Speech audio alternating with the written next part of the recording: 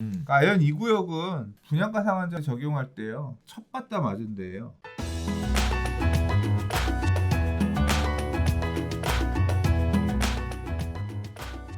자, 네 번째 이야기 들어가 보도록 하겠습니다.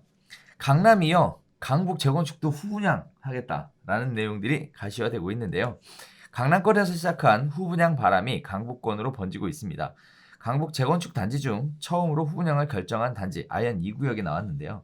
분양가 상한제를 적용받더라도 땅값 상승분에 기대해보겠다는 판단으로 후분양제를 결정하게 된 것 같습니다.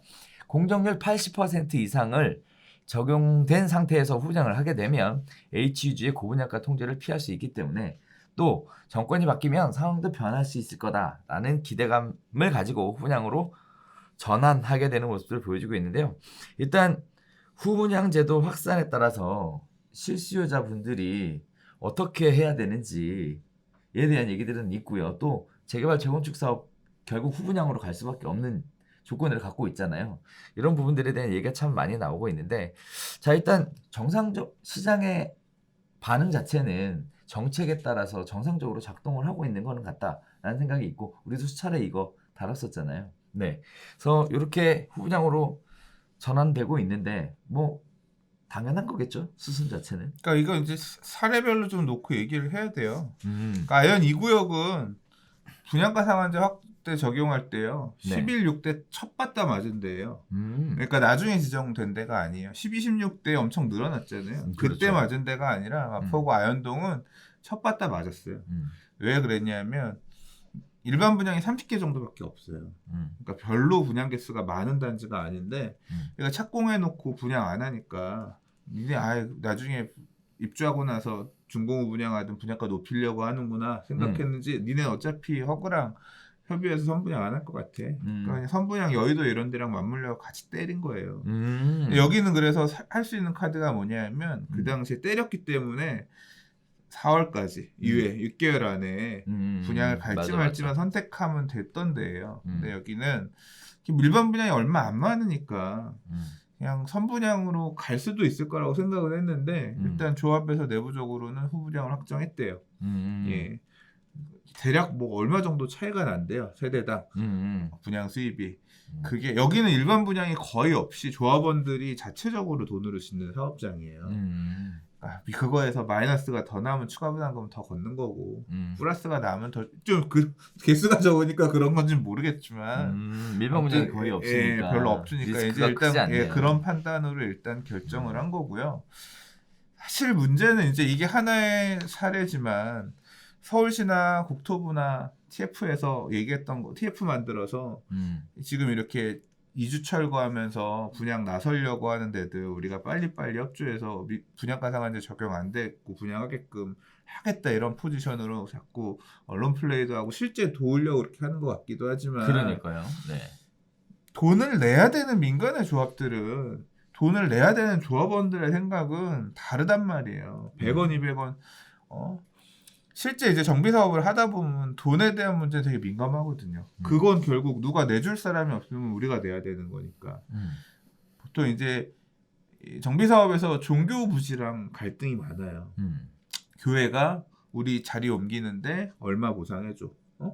그 보상 금액 가지고도 맨날 싸우고 그것 때문에 문제가 되고 또 이 비용이라고 하는 건설회사랑 이 공사대금으로 할 건지 말 건지 이런 갈등도 되게 크고 실제 법은 그 비용을 그렇게 높이는 거에 대해서 되게 까탈스럽게 쉽게 못 올리게끔 이렇게 제도는 보완하는데 수입에 대한 부분은 사실 비용을 얼마 비싸게 우리는 좋게 잘 짓게도 권한이 있어야 되지만 비싸게 잘 팔고 싶어도 사실은 권한이거든요. 근데 이 분양가 상한제는 그걸 딱 틀어 막겠다는 거거든요. 그렇죠. 비싸게 짓는 거는 못하게 하고 비싸게 파는 것도 못하게 하고 뭐 이제 지금 이렇게 쥐어 있는 상황이에요. 근데 당연히 내 주머니에서 나가는 돈이 적고 남의 돈으로 짓고 싶죠. 이 땅 주인들은 가급적이 비싸게 팔아서 내 돈을 적게 짓고 싶은데 이제 강북의 재개발 구역들이 이 선택을 해야 되는 게 4월 말이면 이제 2월이니까 벌써 한 2달 만 꽉 채워서 3달 남았잖아요. 날짜로 따지면 이제 한 90일 정도 남았나요? 그러니까 그 안에 이제 입주자 모집 승인까지 받아야 돼요. 허그랑 분양 이 가격 협의하고 이거 다 협의해서. 해야 되는데 물리적으로 이걸 해낼 수 있는 지역도 있을 거고요. 음. 해내지 못할 지역들도 있을 거예요. 음. 지금 강북의 사례를 얘기했지만 지금 제일 2급에서 제일 봐야 될 단지가 어디냐면 둔촌주공아파트예요. 둔주가 이제 이번 주 저희 이제 방송되는 이번 주에 허브랑 이제 분양보증 심의 관련해서 회의 이제 한다 그랬거든요. 간극이 너무 커요. 네. 그리고 지금 고분양가 작년 6월에 발표한 허브의 고분양가 사업장 관리 기준이 되게 빡빡하거든요. 그래서 어떻게 할 건지에 대해서 나머지 단지들도 되게 고민스러울 거고 강북의 재개발 구역들도 분양가를 적당히만 받아주면 굳이 정부랑 이렇게 등지는 그런 느낌 안 되게 선분양으로 다 소화하고 싶겠지만 지금 강남에 이제 후분양을 아예 결정한 단지들이 여러 있어요. 예를 들자면 신반포 15차 같은 경우는 아예 총회에서 정했고 다른 단지들도 고민하고 있어요. 아예 시뮬레이션 하면서 우리가 후분양으로 가면 일단 3, 4년 뒤까지 분양 시점을 늦추는 것도 생각해 볼 수 있는데 그때 가면 요즘 공시가격 이렇게 토지 공시가격 올리고 이런 추세로 볼 때 우리가 정비사업비 금융비용을 조금 내면서 사업을 하더라도 그때 가서 분양하는 게 사실 조합원들한테 얼마씩이라도 추가 부담금을 덜 내게끔 하는 모양새가 될 수 있을 것 같아요. 이런 식으로 감정평가에서 이제 시뮬레이션들을 해가지고 좀 안내를 하면서 정하고 있거든요. 이런 모양이 고착화되기 시작하면 강남 형님들이 하는 거 강북 동생들도 따라서 하려고 할 거라고요. 그렇죠. 그런 흐름들이 나타날 수 있어요. 이제 그러면 또 이제 정부는 또 가만히 안 있겠죠. 자꾸 이제 민간은 뭔가 길을 찾으려고 할 것이고 정부는 또 다급하니까 아니 이런 것까지도 이렇게 규제하겠다는 거야. 왜 이런 이제 나쁘게 안 가는 상황들이 계속 생기겠지만 그 줄다리가 또 계속 이어질 것 같아요.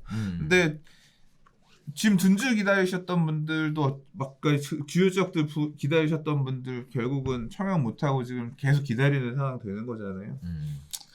이게 이어질 수도 있다. 예상했던 지금 강북에 좋은 재개발 구역들도 나올 것들이 많거든요. 이제 그것 중에서 안 나오는 단지들 이런 곳들은 또 생길 수가 있을지 모르겠어요. 네, 근데 진짜 4월이면 얼마 안 남았는데. 그 안에까지 다 밀어낸다고 생각하면 물량도 진짜 많은 거고요. 물량이 진짜 많이 나올 거고 막 그거 나올 때 얼른 잡으셔야 되는 게 맞을 거고. 왜냐하면 그 물량들 지금 밀려있던 애들 쫙 몰아내고 나면 그 다음에는 없다는 얘기잖아요. 후분양으로 딱 선택하면 내년 후분양이 아니라 최대한 많이 받을 수 있는 시점 기다려서 후분양으로 가는 거기 때문에 집은 다 졌는데 저거 언제 청약해? 글쎄요. 우리도 몰라요. 지금 상황 이렇게 될 수 있거든요. 그러면 청약으로 통장으로 분양을 받으려고 기다리셨던 분들 애타면서 1, 2년 또 2, 3년 더 기다려야 되는. 그렇죠. 그러면서 만약에 중간에 2021년 뭐 입주 물량 급감이라든가 이런 별도의 이펙트들이 좀 한번 부동산 쇼크들 이런 것들이 나타나고 나면 더 심리적으로 위축되는 상황이 생길 수도 있거든요. 자, 그래서 지금 복잡한 셈법들이 여러 가지 선택의 갈림길 안에서 선택을 하도록 이렇게 만들어주고 있는 것 같습니다. 어찌됐든 강남의 형님들이 따라가셨던 대로 강북의 재개발이나 재건축들도 결국 형님들 따라 각 사업주들의 가장 큰 자신에게 최대 이익을 위한 빠른 셈법들을 계산을 하고 있으니 어느 쪽으로 가게 될지 사실 많이 예상되는 부분이기는 합니다. 다만 이런 부분에 입주를 하려고 기다리셨던 분들이 후분양제로 전환하게 되면서 물량 자체가 기회를 상실하게 되는 이런 부분들이 좀 안타까워 보이는 부분들이 있습니다. 분상 적용되는 아파트는 거주 요건이나 전매 제한 요건들 이런 거 더 세기 때문에 뭐 투자를 양도를 생각하는 어떤 그런 입장에서 청약하시려는 분들도 사실 분상 이전의 물건들을 잡는 게 나을 수 있어요. 분상 물건이 생각보다 늦게 나오면서 안 쌀 수도 있고. 네.